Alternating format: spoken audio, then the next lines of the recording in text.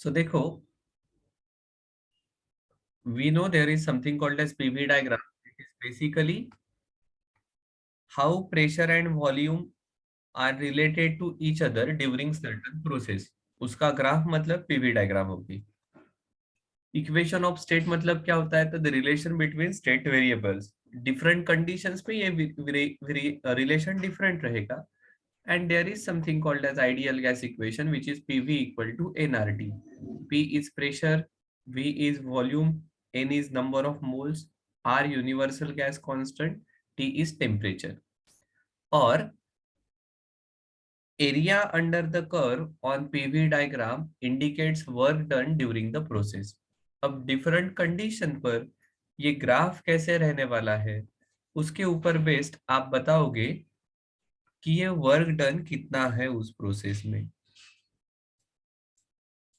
ठीक है. सो किसी भी प्रोसेस में वर्क डन निकालना मतलब बेसिकली उस प्रोसेस में एरिया अंडर द कर्व क्या है ये निकालना होगा.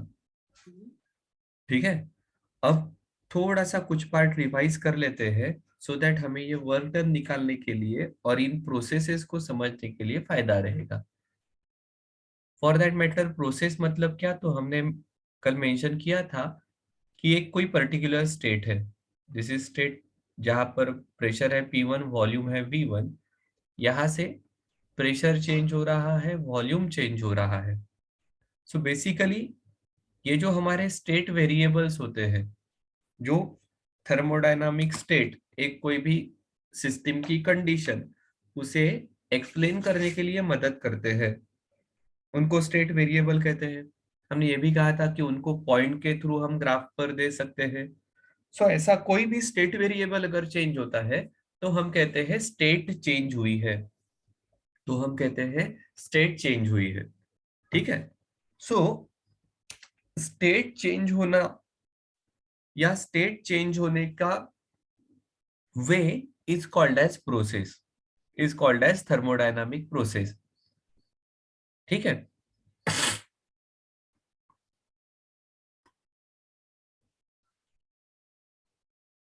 सो जैसे कल हमने कहा था कि जो वेरिएबल्स थर्मोडायनामिक स्टेट बताते हैं या सिस्टम की एक सिस्टम की प्रॉपर्टी रहेगी एट एनी पर्टिकुलर कंडीशन, उन्हें हम कहेंगे state variable.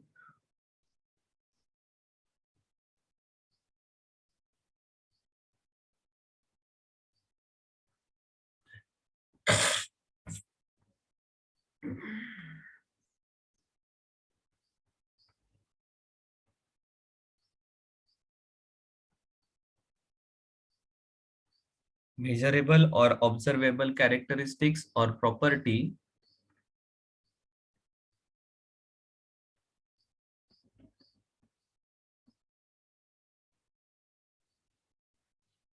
of system when system remains in equilibrium.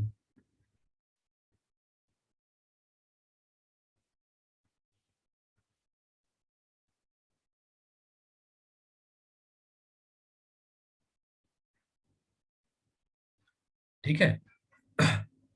इसका क्लासिफिकेशन हमने देखा था.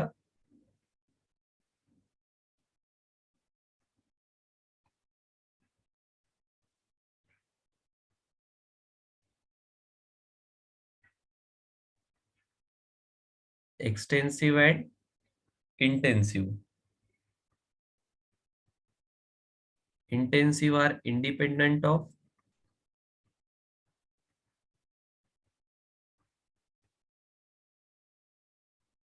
independent of mass of system.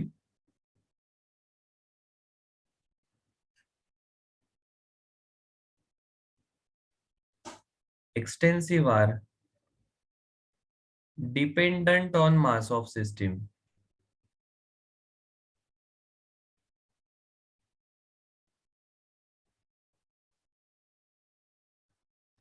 इसके एग्जाम्पल आ जाएंगे मास पर जो डिपेंड रहते हैं, इंटरनल एनर्जी,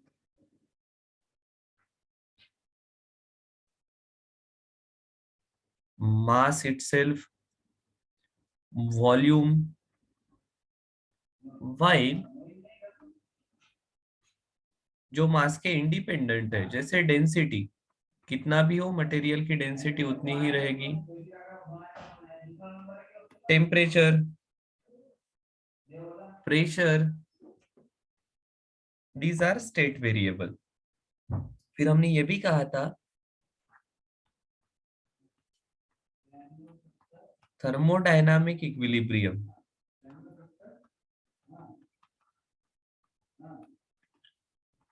ये तब होगा जब तीन इक्विलिब्रियम को एग्जिस्ट, साथ में एग्जिस्ट करेंगे। कौन से तीन? Mechanical, chemical and thermal.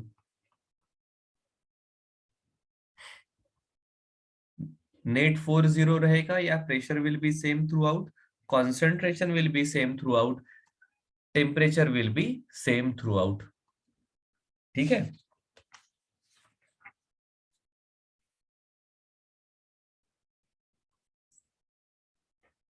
फिर जैसे हमने कहा था इक्वेशन ऑफ स्टेट होता है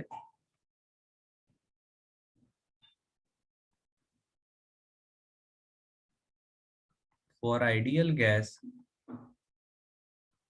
is PV equal to NRT. ठीक है।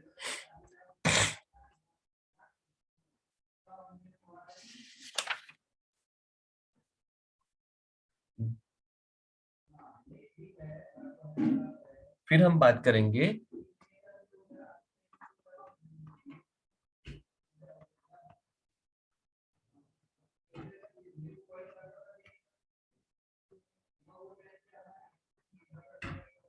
thermodynamic process. It is nothing but the way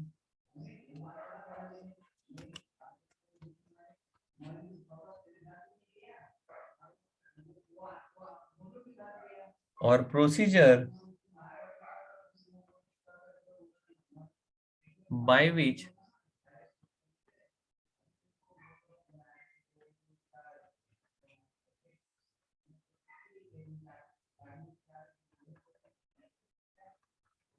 system changes its state। ठीक है। और जैसे हम कह रहे थे the work done in thermodynamic process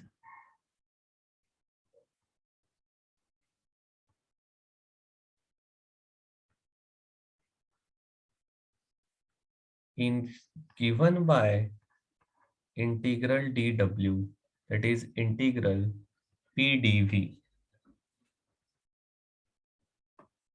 ठीक है।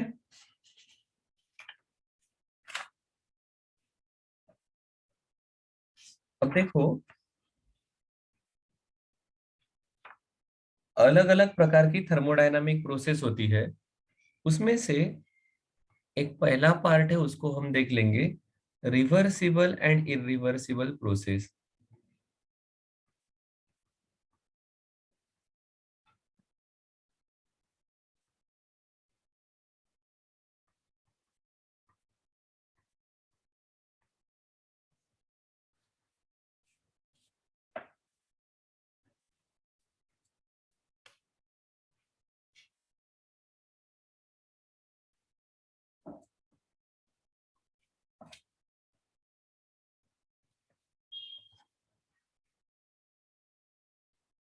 ठीक है। हम कह सकते हैं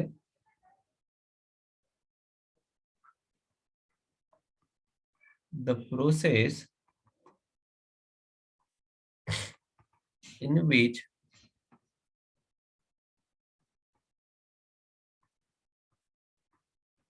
system can be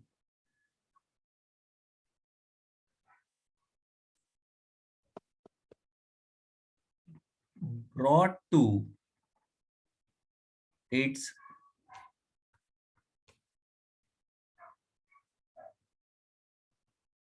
initial state without causing any change in surrounding,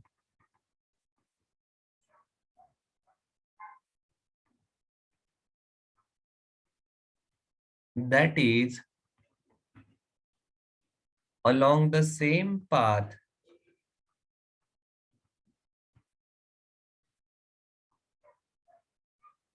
then the process is called as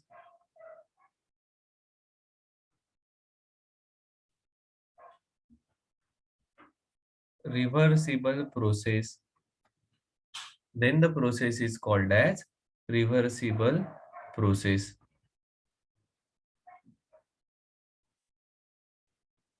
ठीक है? The process in which system can be brought to its initial state without causing any change in surrounding, then the process is called as, yeah,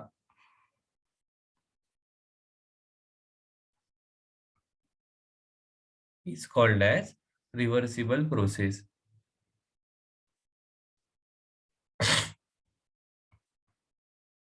Otherwise,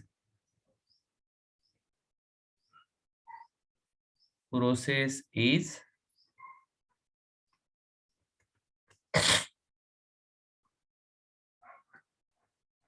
irreversible.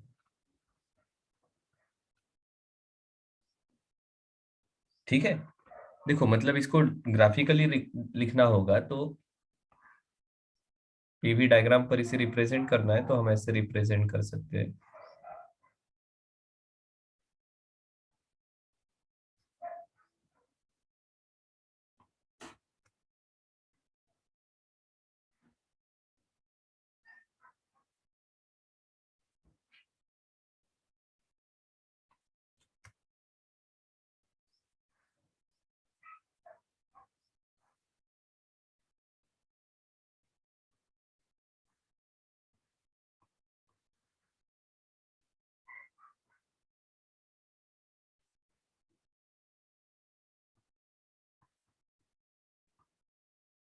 ये PV diagram है.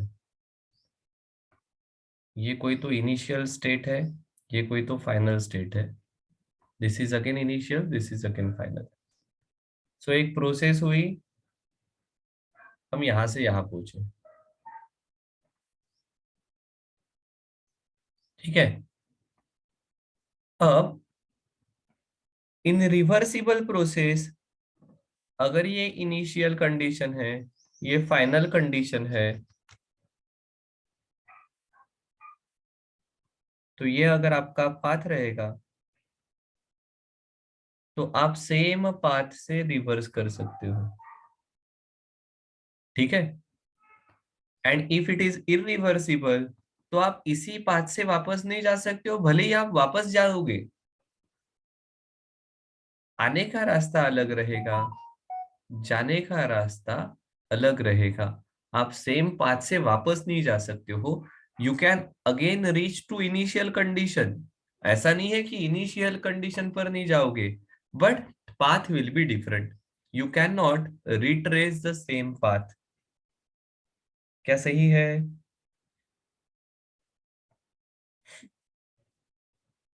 दो major reasons है जिसके कारण irreversibility होती है.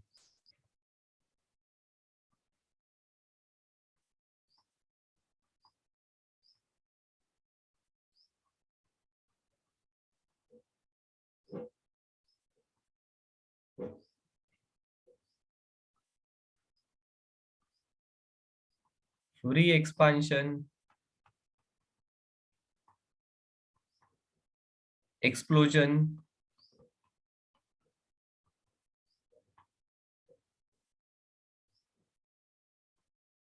are some process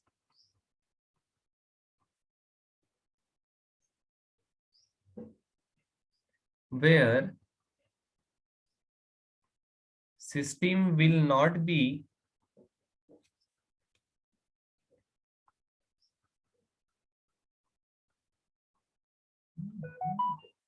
in equilibrium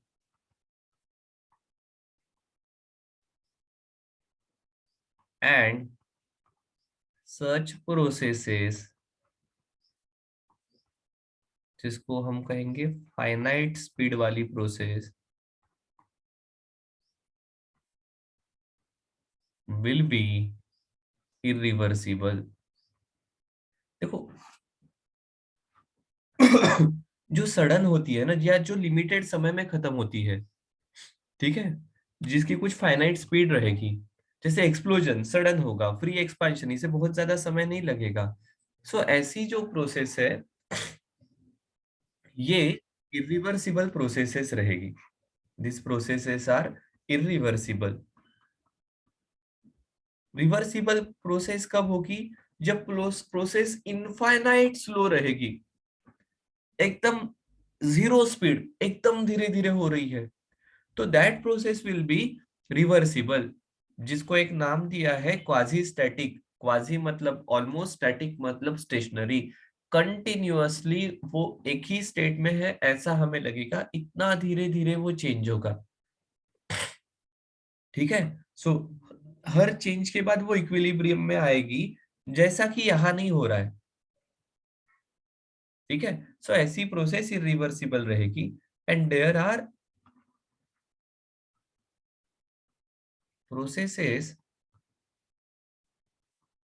where dissipative effect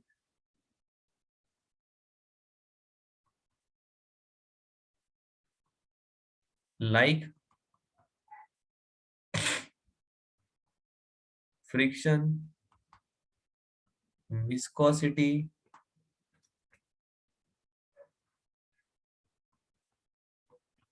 and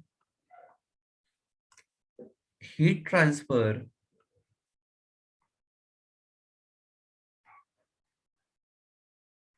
under temperature difference, ऐसा अगर है, टेम्परेचर डिफरेंस है, तो वो प्रोसेस इरिवर्सिबल रहने वाली है। क्या सही है क्या? ठीक है।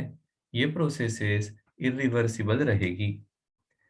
ये रीजंस है इरिवर्सिबिलिटी के। ठीक है। सो एक पहला पार्ट है जहां पर प्रोसेस को आप रिवर्सिबल एंड इरिवर्सिबल ऐसा क्लासिफाई करते हो। ठीक है।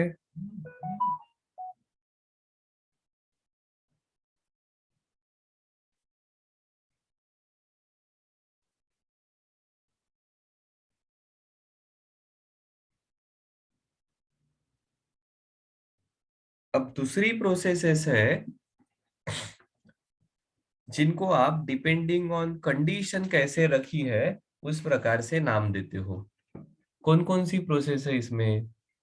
हियर वी हैव, पहली प्रोसेस है आइसोबारिक,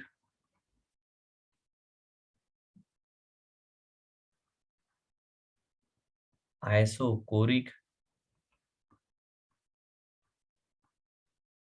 आइसोथर्मल, एडियाबैटिक।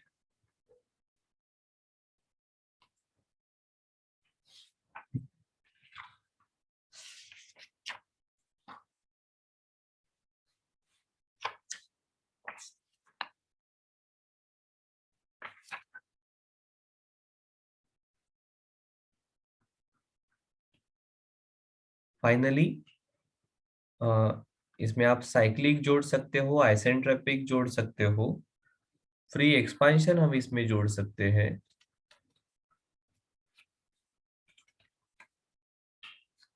ठीक है। इतनी अलग अलग टाइप की प्रोसेसेस रहेगी। अब ये word iso, it indicates same. So ऐसी प्रोसेस जहां पर सेम, बारीक is pressure,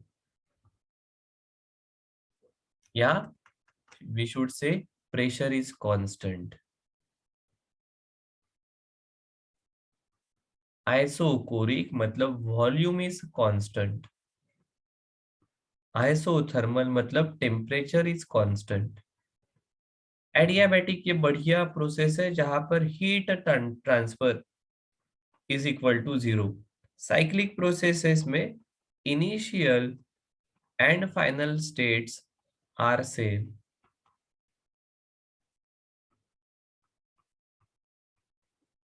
and free expansion is expansion in vacuum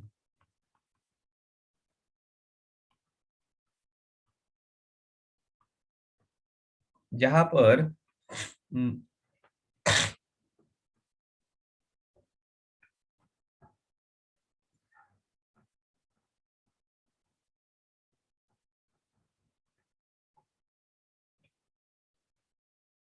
external force 0 रहेगा। ठीक है, एक्सटर्नल फोर्स 0 रहेगा तो कोई प्रेशर नहीं रहेगा। प्रेशर नहीं रहेगा तो पीडीवी, प्रेशर की वैल्यू 0 आ जाएगी तो पीडीवी 0 हो जाएगा। ठीक है, और हीट ट्रांसफर भी यहाँ पर 0 रहेगा तो चेंज इन इंटरनल एनर्जी भी 0 रहेगी। जाएंगे अभी एक एक प्रोसेस को हम डिस्कस करते हैं। So what we have is, पहली प्रोसेस है हमारी आइसोबारिक प्रोसेस, और जैसे हमने कहा है we are interested in work done during the process.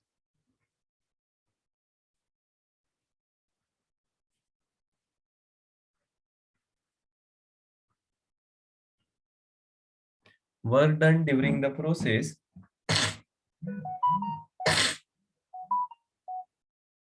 is W equal to integral D W equal to integral P D V. और हमारे पास इक्वेशन ऑफ स्टेट है इसको सॉल्व करने के लिए।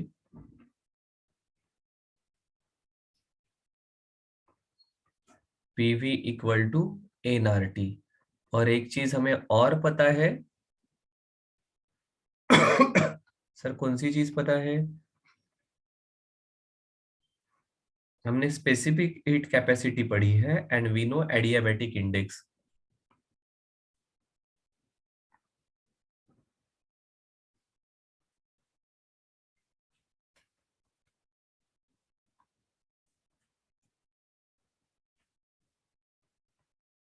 Adiabatic index equal to gamma. ठीक है, एडियाबैटिक इंडेक्स है gamma. Heat supplied at constant pressure is equal to N Cp dt।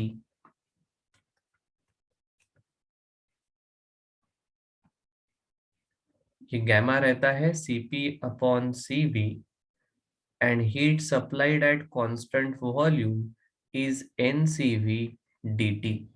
और आपको ये भी पता है dq equal to du, change in internal energy.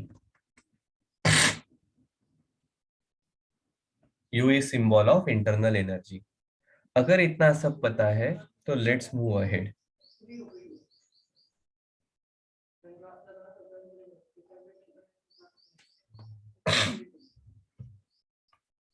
So first process जो हम बात करेंगे इज आइसोबारिक प्रोसेस। देखो इसको याद कैसे रखना, bar is unit of pressure तो यहाँ पर प्रेशर कांस्टेंट।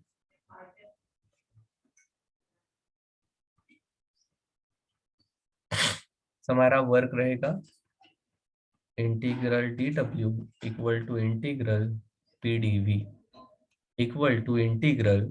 अब देखो प्रेशर कांस्टेंट है, हमारे पास इक्वेशन है पीवी इक्वल टू एनआरटी। ठीक है, अब प्रेशर कांस्टेंट है तो यहाँ पर हम लिख सकते हैं P DV, P into integral D V. Volume change हो रहा है तो ये आ जाएगा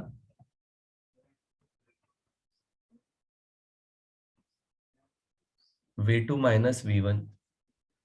So work done in isobaric process is P into V2 minus V1 क्योंकि प्रेशर कांस्टेंट है। दूसरी प्रोसेस है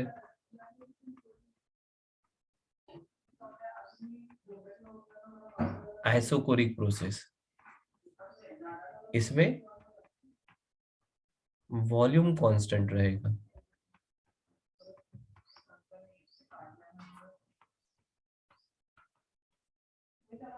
इंटीग्रल पी डीवी।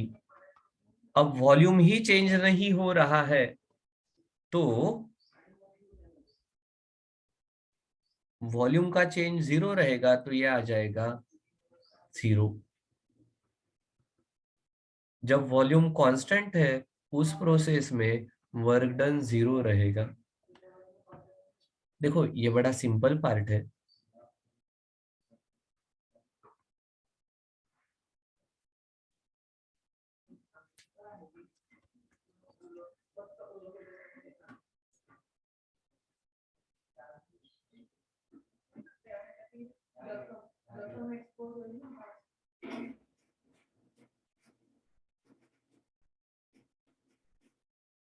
ये हमारे ग्राफ्स है।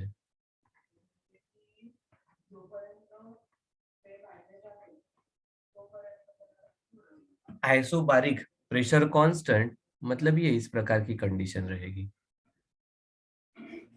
और यहाँ पर एरिया अंडर द कर्व, मतलब इस प्रकार से आएगा। सो अब देखो,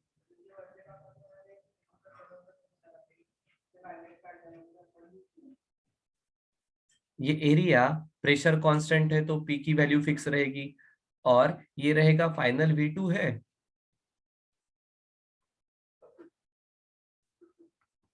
फाइनल वॉल्यूम अगर V2 है, इनिशियल वॉल्यूम अगर V1 है, और ये हाइट P है, तो ये आ जाएगा इस रेक्टेंगल का area which is P V2 minus V1। ठीक है। वही जब वॉल्यूम कांस्टेंट है तो ये प्रोसेस इस प्रकार से रहेगी। वॉल्यूम फिक्स, प्रेशर की वैल्यू चेंज होने वाली है। शुरुआत का प्रेशर P1 है, फाइनल प्रेशर P2 है। अब आपको ध्यान में आएगा, सर यहाँ पर एरिया अंडर द कर्व कुछ भी नहीं आ रहा है, ये तो एक पॉइंट रहेगा। So area under the curve यहाँ पर जीरो, वर्क डन जीरो। ठीक है, बड़ा सिंपल पार्ट है।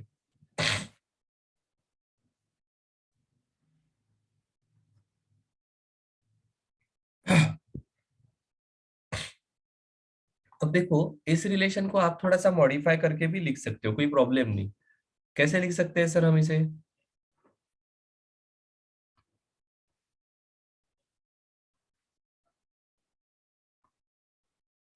पीवी इक्वल टू एनआरटी हमारा आइडियल गैस इक्वेशन है।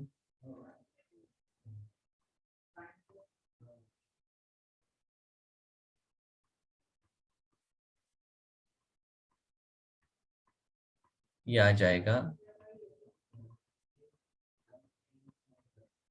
NR T2 minus T1। ठीक है। और देखो, ये प्रेशर कांस्टेंट वाली कंडीशन है, तो हम इसे और भी आगे लिख सकते हैं।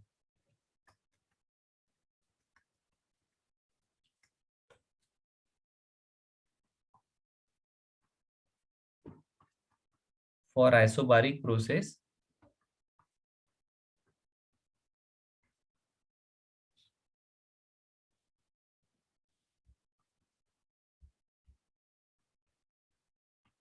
वर्क इक्वल टू हमारा आया P V2 माइनस V1, जिसको आपने लिखा PV2 minus PV1। This is N R T2 minus N R T1।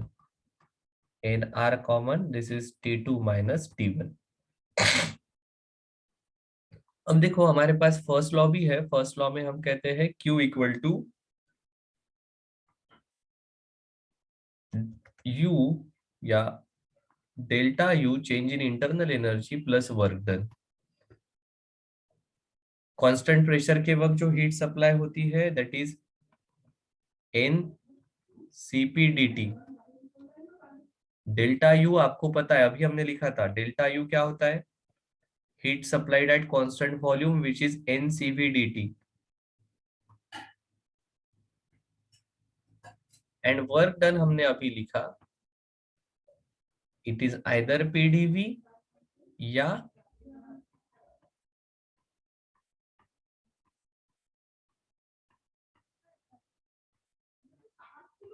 NRDT। N constant, N से डिवाइड करते हैं, dt से डिवाइड करते हैं, तो हमारे पास मेयर रिलेशन फिर से आ जाएगा, Cp equal to Cv plus R. ठीक है, this is nothing but our Mayer's relation. Clear है? हाँ सर, बिल्कुल सही है, कोई प्रॉब्लम नहीं। आगे जाते हैं, let's talk about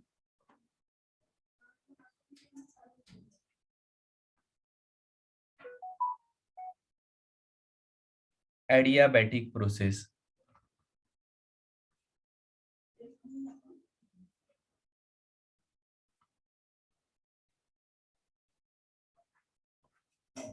adiabatic process मतलब जहां पर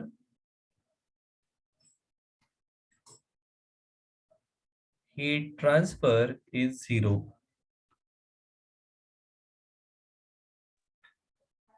हीट ट्रांसफर ये जीरो आएगा, that is Q equal to zero. First law कहता है Q equal to delta U plus W. इसका मतलब delta U equal to minus W. ठीक है, अब देखो, ये एडियाबैटिक प्रोसेस में आप और एक चीज लिख सकते हो।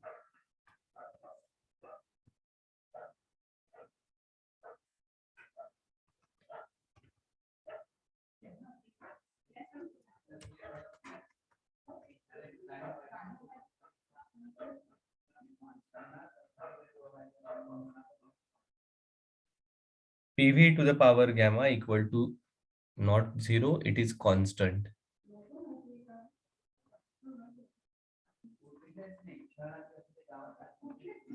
ठीक है, और जैसे हमने कहा गैमा इज एडियाबैटिक इंडेक्स। सो देखो,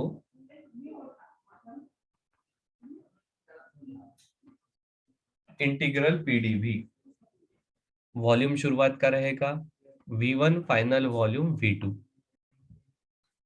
सो अब देखो, P V to the power gamma equal to constant, तो क्या मैं यहाँ पर p की वैल्यू पुट कर सकता हूँ क्या? हाँ सर, पुट कर सकते हो। ये आ जाएगा integral constant c upon V to the power gamma into D V. Volume V1 से V2 चेंज हो रहा है, c बाहर आ गया। This is integral 1/v² gamma dv। इसका इंटीग्रेशन आता है, देखो ये v² माइनस गैमा ऊपर चले जाएंगे। सो ये आ जाएगा c v² minus gamma plus 1 upon minus gamma plus 1। Limits रहेगी V1 से लेकर V2। ये लिमिट पुट करते हैं तो हमारा वर्क आ जाएगा c इंटू, देखो माइनस गैमा प्लस 1 को आप लिख सकते हो 1 minus gamma v² 1 minus gamma. Limit है V1 से लेकर V2 तक। सो ये आ जाएगा c upon 1 minus gamma v2 1 minus gamma minus v1 1 minus gamma. ठीक है, अब c मतलब क्या है? pv² gamma. सो देखो, हम जानबूझकर यहाँ पर c, यहाँ पर v2 है ना, तो यहाँ पर p2v² गैमा लिखेंगे into v² 1 minus gamma, minus यहाँ पर v1 है तो c इंटू v1 रहेगा, तो इसे लिखेंगे p1v1² gamma into v1 minus gamma upon 1 minus gamma. अब देखो, ये v² गैमा है, this is v² 1 into v² minus gamma. ये बचेगा p2v2 minus p1v1 upon 1 minus gamma.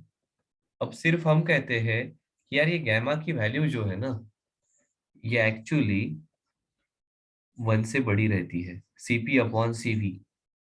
ठीक है, सो यहां से माइनस कॉमन निकालकर we will write p1v1 minus p2v2 upon gamma minus 1।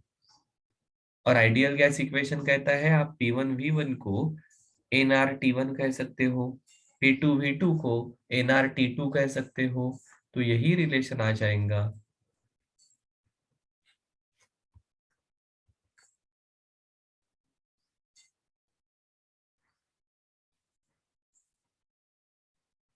Work done equal to nR common निकाल लिया, T1 minus T2 upon gamma minus 1।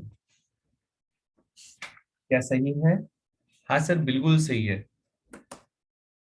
Adiabatic process में work done आ जाएगा nR T1 minus T2 upon gamma minus 1।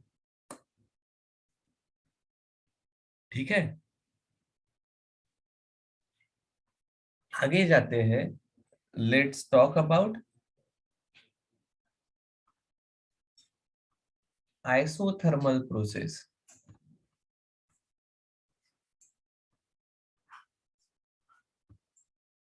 एक point note down यहाँ पर करना चाहिए, ये गैमा की वैल्यू आप कैसे निकालने वाले हो? आप गैमा की वैल्यू निकालोगे Cp upon Cv, and Cp upon Cv, तो इसमें से Cp तो आ जाएगा Cv प्लस आर। Cv की वैल्यू कैसे आएगी? आप Cv की वैल्यू निकालने के लिए यूज करने वाले हो, Cv की वैल्यू निकालने के लिए आप यूज करने वाले हो गैस कैसा है, whether it is monoatomic, diatomic, rigid rotor है क्या, और हम वहां से Cv की वैल्यू निकाल सकते हैं। ठीक है, चलो। So let's talk about isothermal process. Isothermal process मतलब टेम्परेचर कांस्टेंट।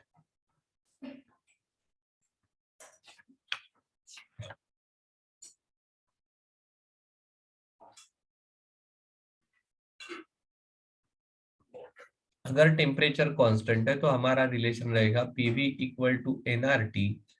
एन कांस्टेंट है क्लोज सिस्टम के लिए, आर कांस्टेंट है, टी कांस्टेंट है, that is PV equal to constant. So देखो ऐसे केस में work done will be integral P DV. P को पुट करते हैं तो ये आ जाएगा कांस्टेंट अपॉन वी।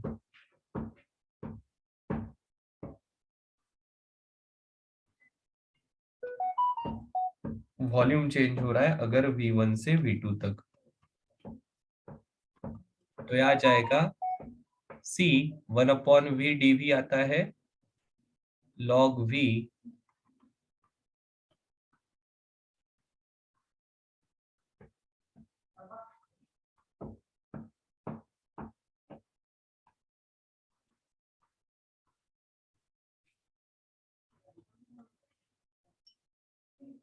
ठीक है, log V2 by V1।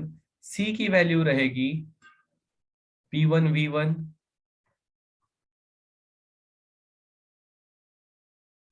log V2 by V1, या P2 V2 log V2 by V1, या NRT भी आप यहाँ पर यूज कर सकते हो। P1 V1 के जगह या P2 V2 के जगह यू कैन यूज NRT।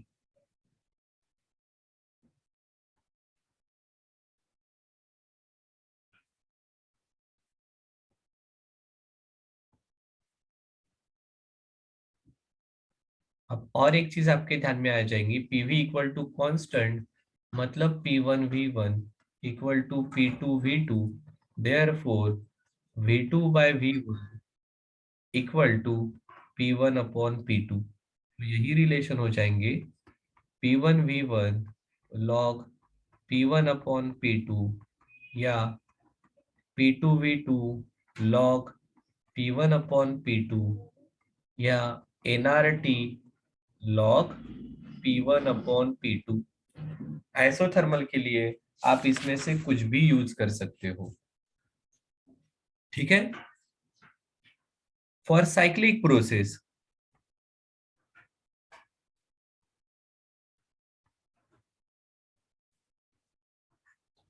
एक पार्ट तो सिंपल है जो सभी जगह यूज होगा।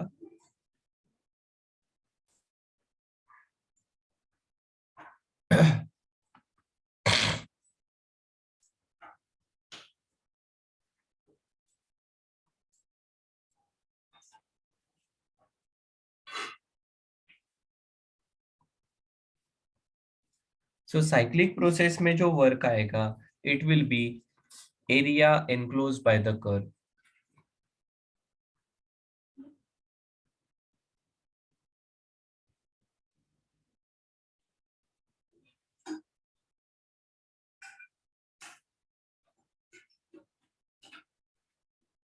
ठीक है, सो ये हमारे साइक्लिक प्रोसेस का वर्क रहने वाला है, area between the curve.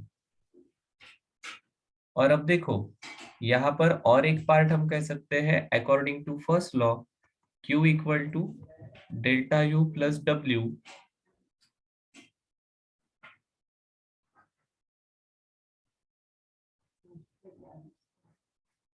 Delta U equal to 0 कैसे कहा सर आपने?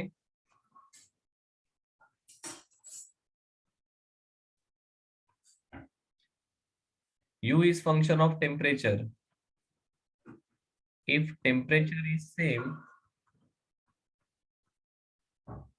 डेल्टा U की वैल्यू भी सेम रहेगी, तो चेंज इन टेम्परेचर 0, तो चेंज इन इंटरनल एनर्जी 0। इसलिए जो कुछ भी हीट आप सप्लाई कर रहे हो, वो एज अ वर्क आउटपुट आपको मिलनी चाहिए। साइक्लिक प्रोसेस में जो कुछ भी हीट आप सप्लाई कर रहे हो, वो वर्क आउटपुट करके आपको मिलनी चाहिए। ठीक है, सो इतना पार्ट है जो इस चैप्टर में अभी अभी के लिए आपके सिलेबस में है। ठीक है, इतना पार्ट हमें आना चाहिए।